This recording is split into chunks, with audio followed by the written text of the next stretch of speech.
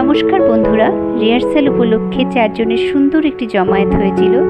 আমার নায়ক জিৎ সরকার, তার sweet ওয়াইফি doctor Pompi পাল, যে কিনা আমার ডান্স টিচারও বটে, আর অবশ্যই ক্যামেরার পেছনে সবসময় লুকিয়ে থাকে আমার হাজব্যান্ড।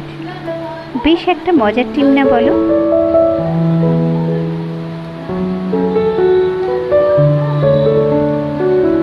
জিতের হাতের সিচুয়েশনটা দেখো, যেটা নিয়ে বেশ হাসাহাসি হচ্ছিল।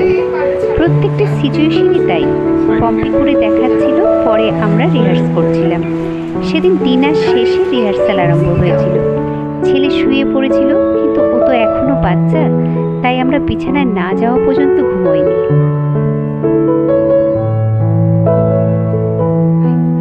মর্নিং বন্ধুরা, আজকে আবার একটা সারপ্রাইজ এই কারণেই যে আমরা আবার একটা নতুন টিম নিয়ে কাজ করতে যাচ্ছি, এবং অবশ্যই সেটা পাহাড়ে। পুরো জার্নি খুব সুন্দর হবে। আর একটা সারপ্রাইজ আছে যে এবারে আমার মেকআপ করছে একদম আমার রিলেটিভ। আমি সম্পর্কে ওর মামি হই। আর এবারে পুরো মেকআপটা মানে টাপুকে সাজাবে ও। আর নায়ক কিছুক্ষণ পরে আসবে। তোমার কিছু বলার আছে অ্যাজ এ মেকআপ আর্টিস্ট?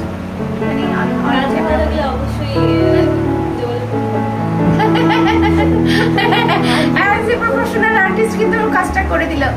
যাই হোক, পুরো জার্নি দেখো, আশা করি আমার মেকআপও খুব ভালো লাগবে। কেমন লেগেছে জানিও। হ্যাঁ, অবশ্যই ওর সাথে যোগাযোগ করো। পুরো জার্নিটা প্লিজ তোমরা সঙ্গে থেকো। আমি লাইভে আসার চেষ্টা করব, লাইভেও থেকো। নর্থ বেঙ্গলের পাহাড়, যারা বাইরের মানুষ তারা অবশ্যই দেখো।